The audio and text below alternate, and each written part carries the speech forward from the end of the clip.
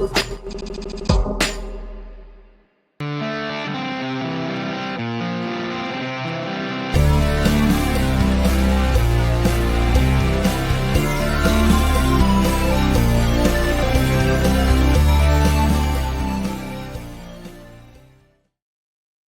group of friends sneak into an abandoned spinach canning factory to film a documentary on the legend of the Sailor Man, who is said to haunt the factory and local docks, only to find out that the legend is, all too true. It's pretty scary. This is a pretty cool movie, everybody. Welcome back to not the Con Guy Show, but the Scare Guy Show, which is the scarier side of the Con Guy Show. I'm so happy to see everybody. We're talking about it's director Robert Michael Ryan's much buzzed about horror feature, Popeye the Slayer Man. Get it? Not the Popeye. Yeah, you got it. Now available in select theaters and on video on demand, VOD, via Vantage Media. And tonight we are privileged and excited to talk to two of the stars of this new film, including our favorite scream queen, Angela, and of course, Popeye himself, Jason. We're going to let you guys introduce yourself. Angela, let's go to you first. If you can tell us a little bit about yourself and bring us up to speed. Yes, thank you, Jim and Luke. I'm always happy to be on the Con Guy and the Scare Guy. Yep. So we're going to talk a little bit about our favorite horror film, Popeye the Slayer Man. But it's good to be back. I've been on guesting on your podcast for some years now, and I'm always happy to talk all things horror and all things nerd. Angela is one of the coolest horror people. I just remember you did the cosplay at one of those conventions where weren't you like the zombie whose baby had dug out of your stomach and was dragging by or something? Yes, we were dragging the unborn baby with an umbilical cord, that sort of thing. It's gruesome, but I think you can stomach it. This crowd can stomach it. It's perfect for this movie. And of course, Popeye himself, Jason. Jason, introduce yourself. I am Jason Stevens, and I am who I am. Well, I am Jim. I am one of your co-hosts, one of your horror hosts here on the Scare Guy. Who do I have in the boogeyman chair over there?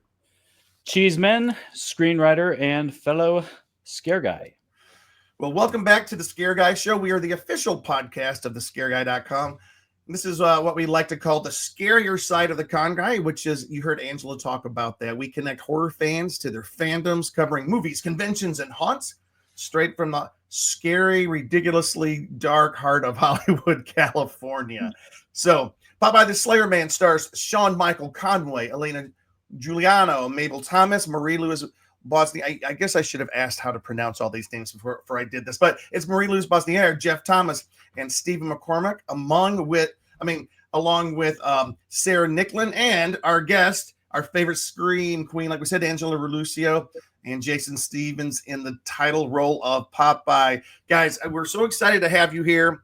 I just got to throw it out there. Okay, Popeye the Slayer Man. I got to ask, how crazy does this idea sound, and does this movie live up to the name?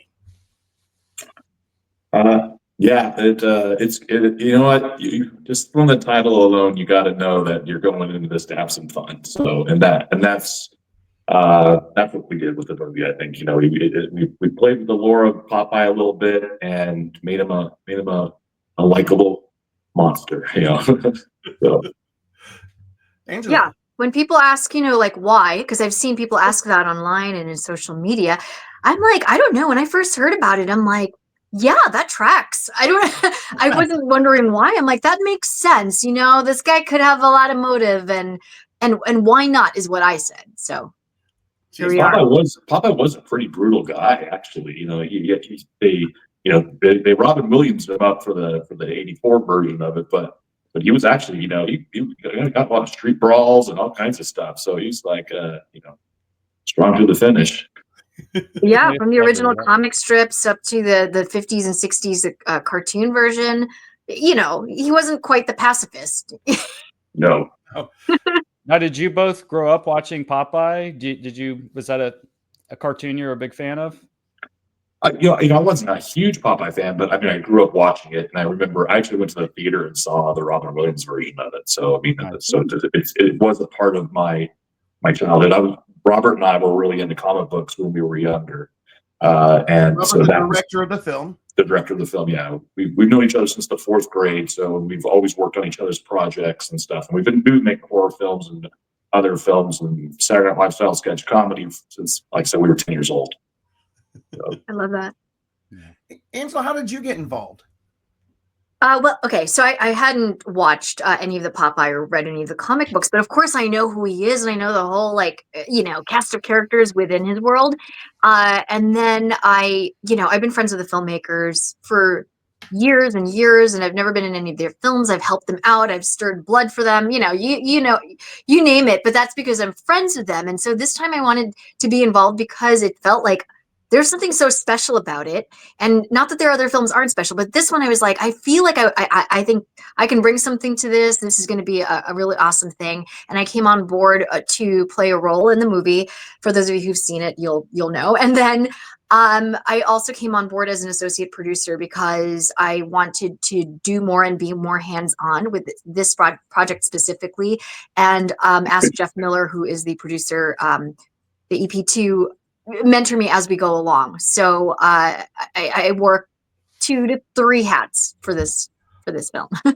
that's really, and for folks that don't know, you've had your hand in filmmaking for a while. You had a regular part in Code Black, among other things, and so you know what's going on. I'm gonna pitch it to Luke in just a second, but I just want to ask one question. Okay, so we recently had, was it Winnie the Pooh, Blood and Honey, which took Winnie the Pooh and turned him into a sadistic killer. Now we've got Popeye coming back, and Popeye and his cans of spinach are coming back to terrorize us. What are you guys trying to do to us? I mean, you're taking all.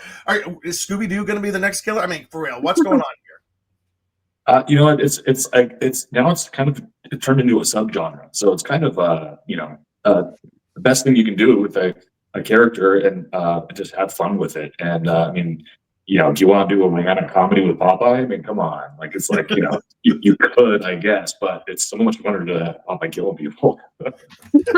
and I agree with Jason, but I also think, people are like, why can't we see, oh gosh, they entered public domain. Just because someone enters public domain doesn't mean they need to be horror. And the truth is, it's like horror. It's fun. People are responding to it, but not just that. People are like, why can't we see Popeye in a sci-fi or, as Jason said, a romantic comedy? The truth is, he's in public domain. So if you feel creatively inspired to do so, yes, I will come out and support your film that is a Popeye the Sailor Man sci-fi film or rom-com. Go for it. Do it.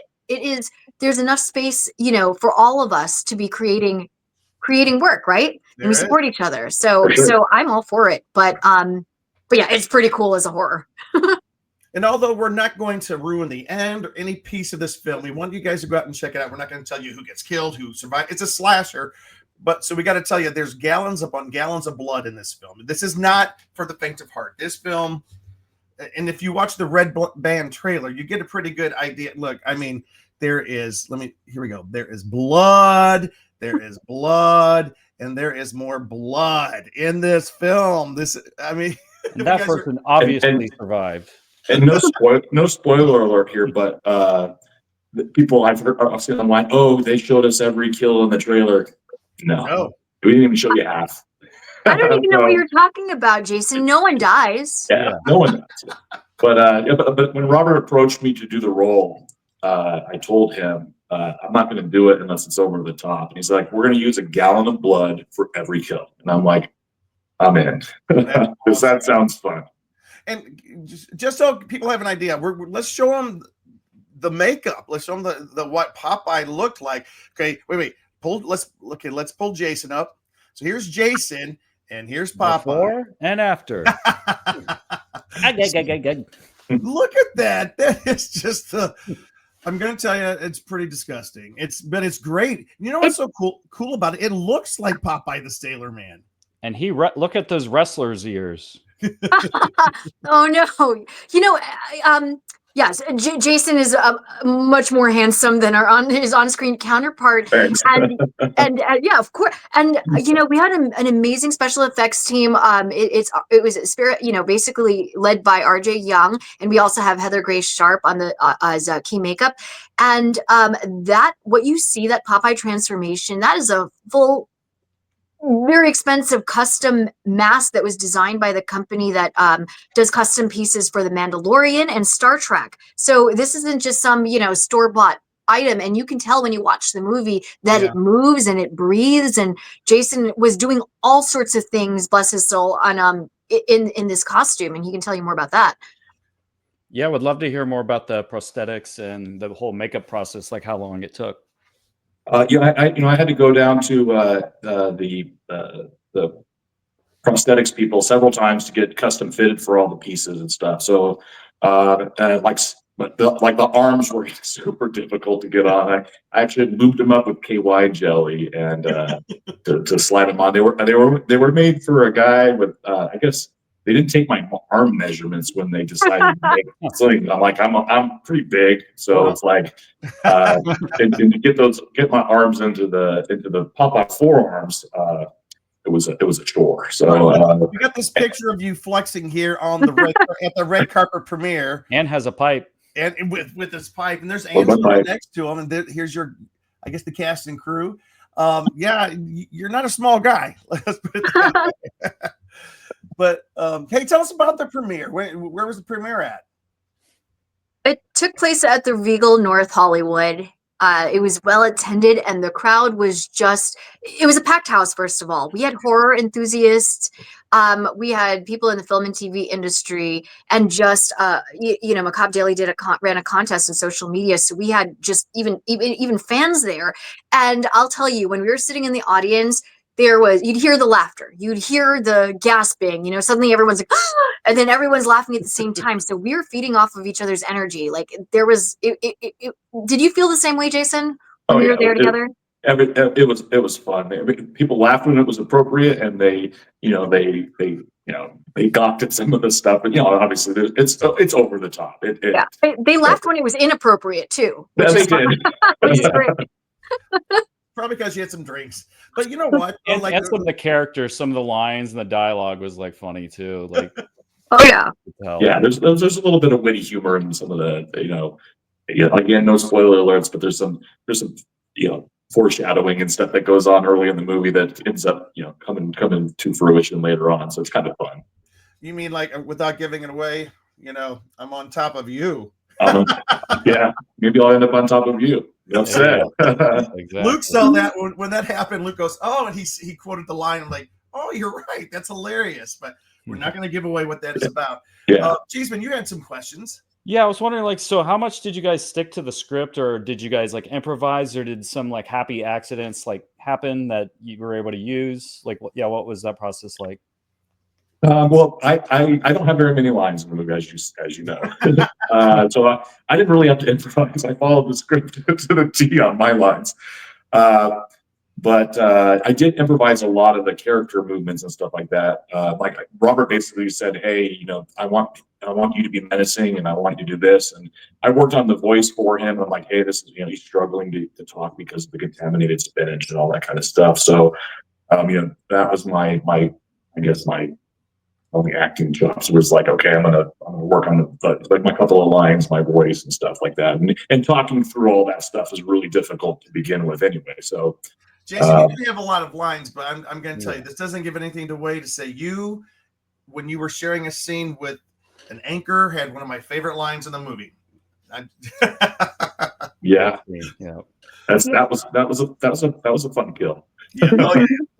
Now this might be a dumb question, but with your name being Jason, were you inspired by a Jason Voorhees or other kind of iconic horror people? For sure. I mean, I kind of more think of him as the Michael Myers, and Jason Voorhees, obviously, of course, the Friday the 13th and the Halloween franchises were my inspiration. In fact, Robert even he's like, "Hey man, you're like Michael Myers hiding in the shadows," and then your territory very well, and it's like the location that we shot was 200 yards wide and almost a half a mile long. I mean, this factory was just enormous, man. It was huge.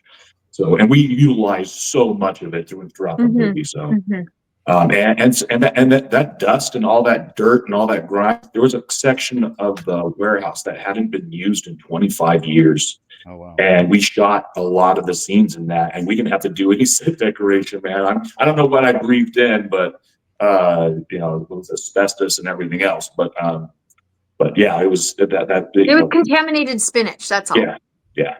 So. Yeah, and I'll say also, I just loved, like you brought up Michael Myers. There was like a little bit of a stalking aspect that added a little bit of scariness, where it's like, oh, there he is. Oh, you know, kind of like the hide and seek type thing. Right. No, I got to tell you, like at first, I didn't know what to think. I was like, this is a crazy over the top horror film, and I was loving it. It reminded me of like a trauma film, where it's a splatter and it's crazy. But then there was a lot of scenes in there. I was like, as much as over the top as it is, there are some understated, creepy, very classic horror scenes of Popeye in the background, or Popeye where people don't know he's there. That just really, and again, we're not going to give anything away. Some of Angela's scenes were just really, you know, really scary.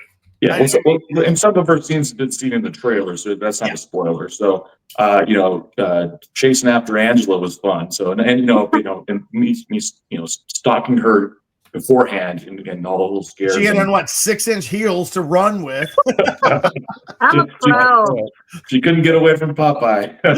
No, and Jason is such a pro. It was I commend you, Jason, because putting on all those prosthetics, and still you had long days. We all did, but you had long days in all that makeup, all those prosthetics. And I did appreciate, even if you didn't have a lot of lines per se, all the little grunts and the little like sounds you make. And he smoked his pipe through that custom piece. So he was menacing. He was menacing. Oh, Angela, here you are, right here. And maybe she's I wasn't scared at all. Not at all. Not at all. Just the perfect scream queen face right there. Yeah. What were you saying, Luke? Oh, before that I was saying, what was in the pipe? Would they give you to smoke? Like, well, you know, at first they wanted to be all like natural, holistic crap. And I'm like, this stuff sucks. I couldn't keep the thing lit. I go, and finally someone goes, I'm going to go. They went down to a liquor store and they bought pipe tobacco. And so I'm granted that corncob pipe was, you know, I think Robert got like 10 of them on Amazon or something like that. And so, and then we scuffed them and dirtied them up and, you know, aged them appropriately.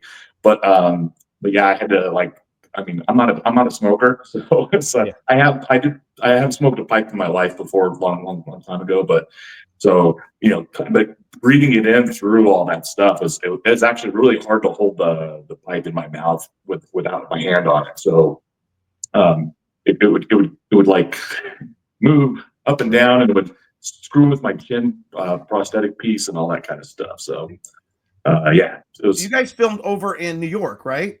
Mm-hmm. Yes. How long was the filming process?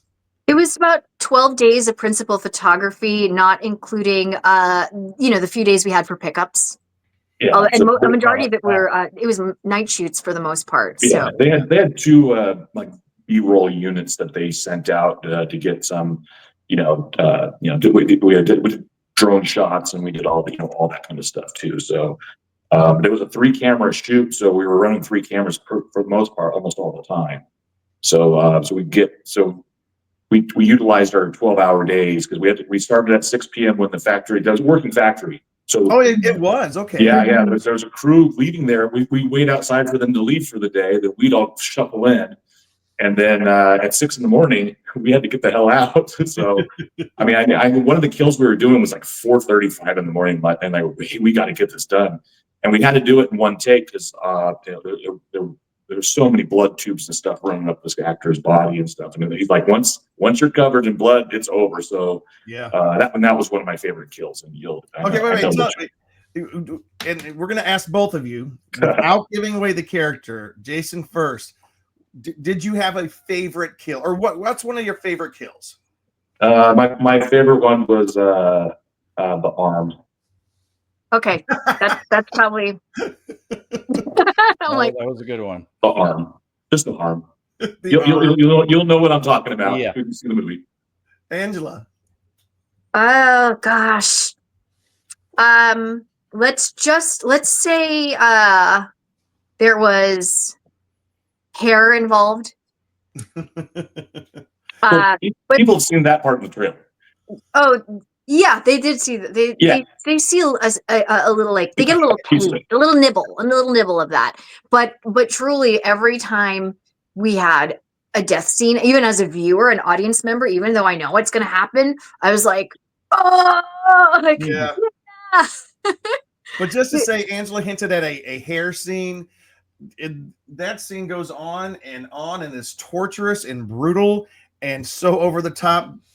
Great. And I had to carry Angela like a couple hundred yards for all those takes. So I know, in your full on prosthetics and all that stuff. Yeah, So throw up over my shoulder, and yeah. And but I'll what's funny is that a lot of there were a number of death, like you said, there's a lot of blood, and so a lot of the time these things were just one and dones, which means as an actor, whoever had to deal with the gag, right, of all that blood happening, or some special, it's all practical effects nearly, and if you're dealing with that as an actor, you get one shot. Yeah. One shot. This one piece was crafted and worked on for hours, if not days, and you get that one shot. So you're acting. I commend all my fellow actors in the movie, along with the makeup team. But we had to get those shots, and you just had one chance to get it right. So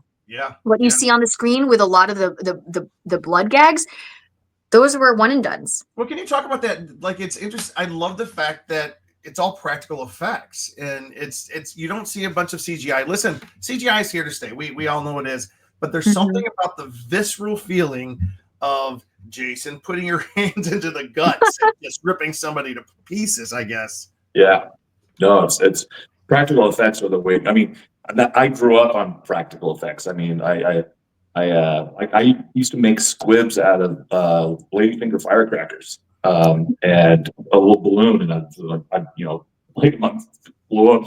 We were shooting each other back when we were teenagers. Making look little short horror films. That's not an endorsement. Kids, don't try that at home. Yeah, don't do it. It's very dangerous. Don't try that at home. They're the little small firecrackers. They're called ladyfingers, so because you can allow them to fingers. Our fearless leader, Robert Michael Ryan, the director, our executive producer, Jeff Miller, and then the third of the trio, Kyle Carvin, and producer, they really wanted the film to have a more visceral feel, sort of like the horror movies that we know and love from the 80s. So there was very little CGI used in the movie. If anything, it was to do things like, replace signage, like when you see Anchor Bay, you know, on the side of the factory, or that sort of thing. But as far as the kills and the blood and all that stuff, I mean, that's practical effects. Yeah. Do you know what kind of cameras you guys were using and lenses, just for the camera nerd people out there and filmmakers? It was the Sony line of cameras, but we also used the new Ronin 4K, the one that's for a lot of the Steadicam shots. We use that. Oh, nice. And the Sony FX7, FX5s. And then all the lenses were they were all full frame. We had to do a lot of lens changes. So they weren't using the lens kit was rather expensive. So but it was all owned by the media. Optigo Media. Shout out to them. They're our upstate New York crew. Out of Omiana, and they were running point on cinematography. Yeah, they hustle. That's why I brought it up, because these days a lot of people are moving into the digital space, but you guys did a great job of keeping that cinematic kind of tone, even working with all those things in the lenses. So they chose to shoot it in I think a 2.35 to 1, so it's like, so you get that wide cinema feel. Yeah. And Angela, you kind of mentioned this, and I know Luke was wondering, what was it like watching it with the live audience? Oh, it's the best, because we all have fun together and we feed off of each other's energy. And when you hear one person laugh, then we all just naturally, instinctively join in. And to see people celebrate the fun kills and you're all together, It's great. So if you get a chance to watch, gather your group of friends and go to one of the select theaters, go and do that. I promise you, it's a good time. And if you can't do that, you could get it on demand at home. It's a nice family dinner movie. Yeah. No, don't eat it right before dinner. Well, don't eat it during dinner. Let's just. I actually ate during it, so I was able to.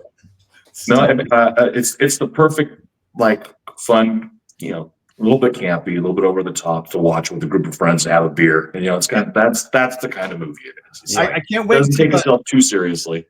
Yeah, when the drinking game version comes out, that's the one I'm looking for as well. But hey, we are gonna switch over and talk about something else. But before we do, Cheeseman, do you have any other questions about making the film? Oh, this is a major question. So, what was in the spinach? Like, what did they have you eat for that? You know what? With the spinach was real spinach, and then what they did was they actually they broke open glow sticks and put the glow stick fluid inside of the thing. I never actually ate that because it's toxic, but that's what the glowing stuff was. And so practical effect, not digital. It was like we actually put the glow stick fluid in there. Do you know how many cans of spinach were used? They made a couple. I was the one putting the labels on the spinach while I'd get half into makeup and at time, and I'd be like, okay, I'd wrapping cans with Robert had designed the anchor-based spinach cheese. I do have a video of you, I believe, or a photo of you doing that. Guys, just remember, this is indie horror filmmaking at its best. We celebrate that. We're not going to lie and say we've made it with $1 billion or anything. This is we all celebrate that, right? The spirit of independent filmmaking and independent horror. And you've got Popeye himself on his downtime putting labels on the spinach can props, right? Yep. So we were all pitching in. Good. That's awesome. And can I ask you a question about that, Angela? Because I know that you had an expanded level of involvement with making this film. You came out as one of the producers. Tell us about that a little bit. How is that different than just not just being an actor is a hard thing. I'm just saying, but what what was different? Well, as you've mentioned before, I've done a good amount of television, and so usually when you're on a television set, everyone has their role, their job, their function. If I'm an actor, I'm just acting. I'm not going to touch the lights. I'm not going to touch someone's microphone and start doing all this stuff. We all have our parts to play, and it works well that way, right? As a well-oiled machine. This time around, I was, partially in charge of the catering and the craft services. So it was a lot different than, waiting in my trailer or a dressing room or sitting in a director's chair. It's like, no, I was organizing potato chips in a basket, or I was calling up the pizzeria, and helping out with, with wardrobe or whatnot, just like little things here and there. So that to me is very different, but it's good because, like I said, in spirit of independent filmmaking, I wanted to sort of see all the little details that go into making a movie. Awesome. Well, in this next part, you got really involved, so we're going to switch. But before we do, in the future, do you see yourself possibly getting a little bit more hands-on with the filmmaking? Oh, absolutely. And I can talk about this later, or you guys can find me on social media. Your viewers can find me after, but I'm developing a set of 6 fantasy books to a series. So that puts my nerd aspect of my nerd love into things. And I've gotten rebitten by the horror bug because of this film. I've been in horror movies before, but it just reinvigorated me. So please expect to see me producing or developing more in that realm. And Jason, what about you? Do you have any plans for future horror? Or VMI and Vantage, they want a sequel. All right. So I got to dome the costume again, I guess. That's awesome. I go, okay, now we got to double the kills. So I mean, you got to up it. And double the guns of Popeye too. Double the guns. Yeah, right. Yeah. So Angela, we here before we leave, we got to talk about a big thing. Okay, Luke and I have known you for quite some time. We're all in the film business. We're all attend conventions and whatnot. But then all of a sudden, Angela was like, just dropped it. Hey, you want to see this music video? And I'm like, yeah, sure. Then I co-wrote and I starred in to promote the film. And we're like, what? So wait, no, Angela, I never knew. Look at this. Look at this badass rocker chick here. This is awesome. And Angela, who's the group? I know you have a name for this group. Yes, thank you. It is a band or a collective called the Man from Alphabet. Artists rotate in and out, and it is mainly Dustin Trinan, who is pictured to my right, so I'm in the photograph on the left, and Kyle Brian Abbott. So the three of us created this song. We co-wrote it, and we sang it, played drums, bass, whatever, the guitars. The guys are so talented. Their musical ability is, I mean, top notch. They really astounded me. And I worked with them and we collaborated. We wrote the song, we recorded it in studio. They laid the tracks for all these different instruments. They taught me a lot. And then we got together with Nina Hirton from Otis Peachy Productions or Studios. And she directed and edited this whole music video. And of course, we were fortunate enough to work with the film to get clips from the actual movie to put in the video. Anyway, for those of you who are watching, we are actually watching a little bit. Hey, Luke, can we listen to just a little tiny bit of it? I just want to give everybody a little bit of a hint of what we're talking about here. Up, louder.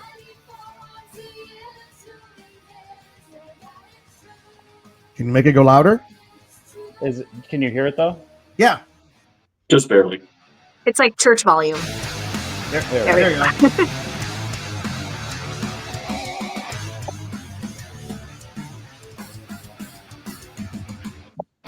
Did you guys? Hey, Yeah, it sounds really good. this is Angela. It's a real rocking song. Thank you. And that's a real picture of you, Jason, right? No, actually, it's not. Oh, it's It's not me. Did you guys film in the same warehouse?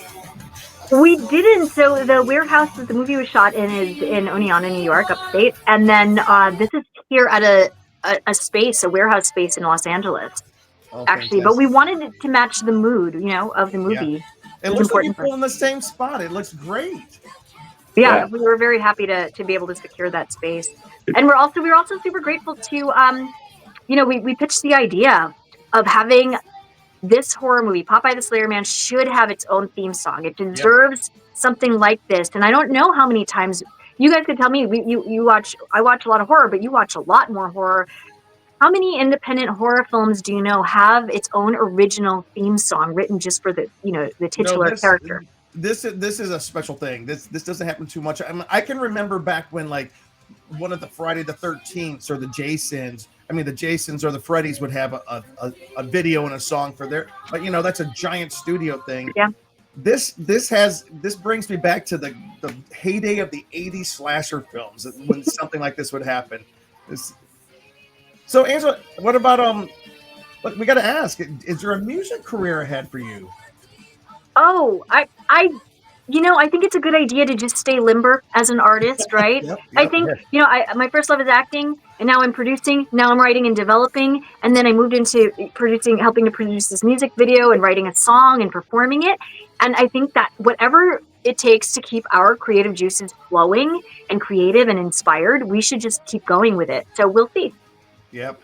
And I love the bathtub scenes. As a musician myself, I just was really blown away with the performance and the writing and the style. I'm like going to Warped Tour and all these rock concerts. It's like, where did this come from? And I didn't know you had kind of this crazy punk rocker metal kind of part to yourself. Did you play this kind of music before, or do karaoke, or where did all this come from?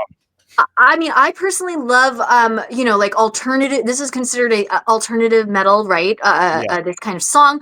But I loved alternative music from the 90s, for instance. It takes me back to my childhood. But I did have to amp it up a little because these days, I'm a little bit more of a pop princess, a la Taylor Swift. But Taylor Swift, that kind of sensibility doesn't quite play well for Popeye the Slayer Man. We had to kind of hit it harder, right? Hit it harder, so we have a hard song for a hard movie.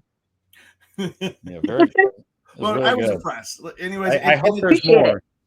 I do too. I hope we see more of this. I hope we see more of Popeye. Sounds like we are, and I hope we see more of this music that, Angela, we never knew. This is such a cool surprise. I never knew, but thank you. Yeah. But okay. Well, guys, we are going to have to wrap up here.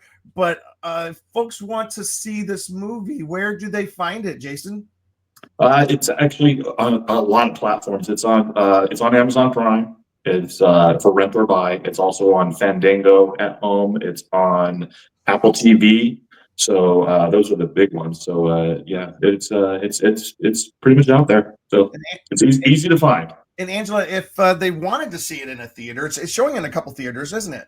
Oh, absolutely. For the Los Angeles folks, it's over at the Lemley Glendale, and there's a list of theaters. It's everyone go visit the Popeye page on Instagram. It's just at Popeye the Slayer Man, and there's a list of select theaters in a city near you.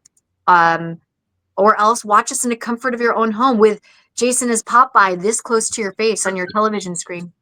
All right. And last question, Jason, where can people follow you and get updates on the film or what you're doing next?